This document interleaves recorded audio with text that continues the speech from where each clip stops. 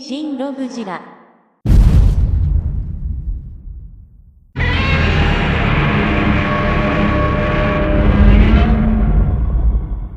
Welcome to the Shinrobjira experience, as always. It's your tag time. And here we got the back of the tag. Godzilla 2000, not versus Megagearus. Purplish pink, I like that. Side of the tag will be shaped out to Godzilla's dorsal fins. Front of the tag looking a bit beat up, more than I really realized. Oh, the sadness. Godzilla, nice and crisp. Godzilla 2025, Millennium Godzilla, version 2.0. And the inside. Ooh. Sing it with me, kids. Catholic. Alright, time for the paint. I really do like what is going on here with Goji's dorsal fins. They're a lot less in your face, but they're still nice and shiny. The detailage on these things are rather nice, but I am going to be honest here. I do miss more of that purpular at the center of these things. But anyway, yeah, paint, detail, shiny, looking nice, looking angular. And they move throughout to about the mid portion of the tail where they kind of trickle off into a nothingness. And they really do just trickle the hell off. Look at that, man. Woo! But I am very much a fan of the way that these just grow into full size and color the further it moves from the tail all the way to the back. Bro comes included with a friggin' upside down clothes hanger on the back of his neck. He really is the greatest. Mirai Goji over here will have the standard claw paint going on, and my word, look at those arms. They are long and gangly. Were they always so long and gangly? I don't care. Same could be said with the toes, although they'll be sporting more of an eggnoggish color. Free the titty. My God, would you look at that? Mustard on the tits, ho. Mustard! I waited 3 months to make that joke. Again. And we're going to see highlights similar to that of this on Goji's knees. Why? I don't know. Were they on the suit? I don't know. Now we can take a look at this beautiful, long, and very pointy face. From the eyes that are technically sporting 4 colors, we've got black, burgundy, a gold, and then a very small amount of yellow peeking through. Unless that's a mistake. No, it's on the other side too. Fire! How did they manage to squeeze that much paint into that tiny little eye? I have no idea. I'm not going to question it beyond this. All I know is that it does look great. Now, the eyes overall have led to some derpitude within the fandom, and I'm not gonna say he doesn't look goofy from the front, but I will say that I have seen a bit worse. Scuffed eyes, SHMA 2014 eyes, it's kind of been RNG. But I'm happy to see, at least on my copy, it's looking pretty good. I don't know what's going on with bro's eyebrow up here. Come over here, you got his schmutz.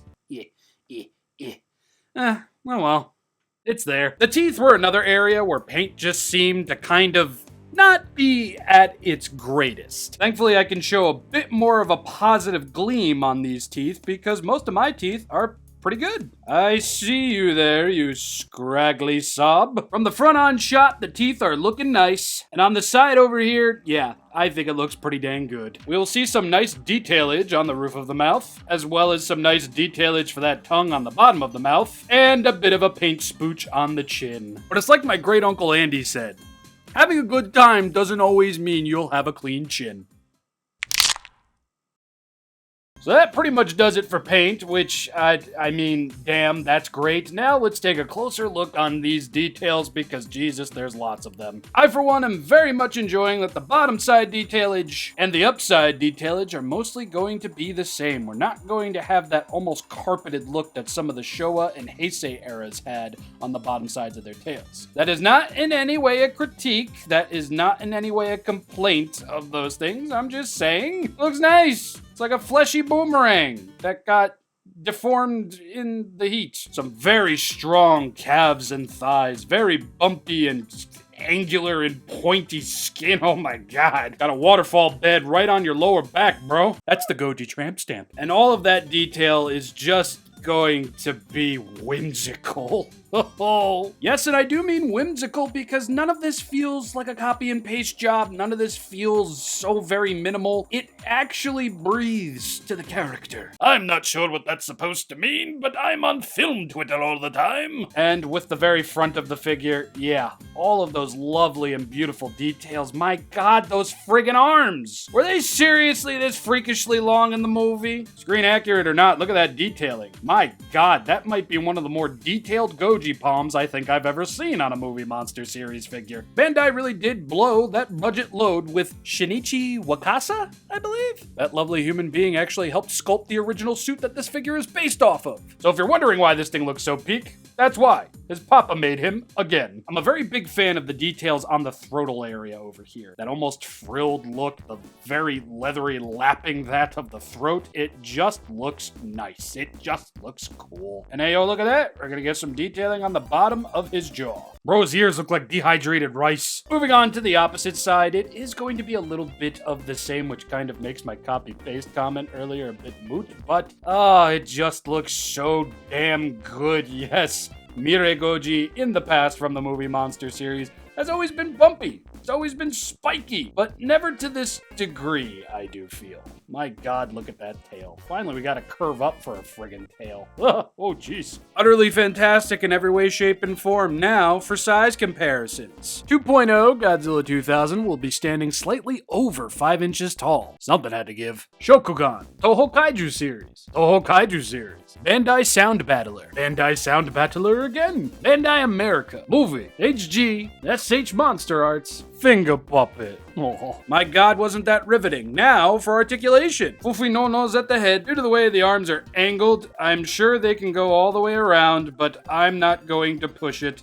No, not here. Not now. Not ever. And we got a swivulatation at the leg. Nothing at the tail. Nothing at the mid portion of the tail.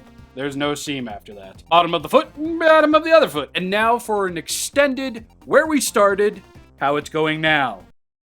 Alright, who didn't see this one coming from a mile away? Let's take a look at 2.0 Mirei Goji with the very first vinyl Mirei Goji from Bandai through the Toho Kaiju series. It is a stark MFN difference between these two. The details are so much more magnified on the newer version. The figure in and of itself actually looks like the suit, and I will say the Toho Kaiju series definitely had the cooler looking dorsal fins. The darker, more matte metallic of the pinkish purple transitioning into that of a silver and then the dark green, that was just perfect. Again, you know, I like what's going on here. I could have gone with a bit more purple, but maybe that's not suit accurate. This is one of those moments where I'm gonna say I prefer the stylizations of the olders versus the possibly more suit accurate of the newer. I don't think I need to point out the size difference, do I?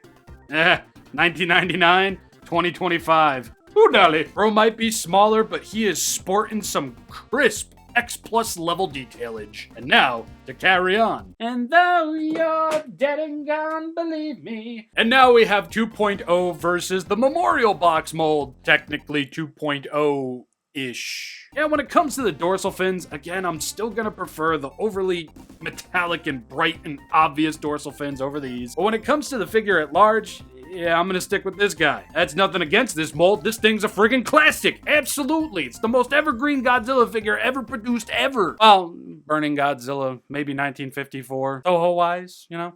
But the difference is stark. I love that they vary so differently from one another. Honestly, 2.0 Mirei Goji might be one of the smaller movie monster series figures. Bro, this is night and friggin' day, dog. Look at the differences here. Anyway, enough Godzilla. I'm sick of Godzilla. Let's get a real Chad up on the table. It's my boy, he's got big hands and a weird head. Y'all know I don't give a toss about scale. And y'all know by now, I hope, that the movie monster series really doesn't focus on scale. And this is an older figure from the Toho Kaiju series, and this is modern day movie monster series, but jeez! Oh my God, it looks so good. It looks so nice. I don't doubt that Orga's going to shift his way into the movie monster series eventually, but Bandai, just use this mold again. That's all you gotta do. You don't need a new one. Maybe. The scale is lovely. The contrast is insane. I would really, really love it if the movie monster series could give Orga some friggin' love. It's his anniversary-ish, kind of, eventually, too. Not really. I think that was last year. Maybe? Anyway, one more figure before we can call it a night. Oh yeah, Bandai Sound Battler Orga, 1999. Yeah, the bigger Orga. The cooler looking Orga, if that was even possible. Now, I'm not gonna say this is screen accurate, but goddamn, Orga is a tank. Of my vinyl Orgas, I just love that Godzilla is pretty much dwarfed in mass and in height. It's lovely. I love it. You know, Bandai, I don't think anybody would be upset if a certain someone moved into the movie monster series Giga line, although I still have no idea what the hell that is. There is a lot of history here on screen, and I think it is just nuts that from 1999 to today, we've gotten so many differing iterations of Godzilla 1999 in vinyl and other figure formats, and just knowing that this is the level of quality that the movie monster series 2.0s are going to be sporting, I am so very happy. And I am AShinyObject, and this is the end of the video. Like the intro said, if you want to pick this guy up, you can get him from Beast to East Collectibles. It's cheaper than what they're listed for on Amazon, and if you use my code ShinyObject at checkout, they'll be even cheaper. I will see you all tomorrow night, where I will be talking about the Bandai Movie Monster Series Godzilla, not 1968, but 1971 figure, Hedo Goji. This is gonna be another longish one, so prepare for that. Social media. Till next time. Peace.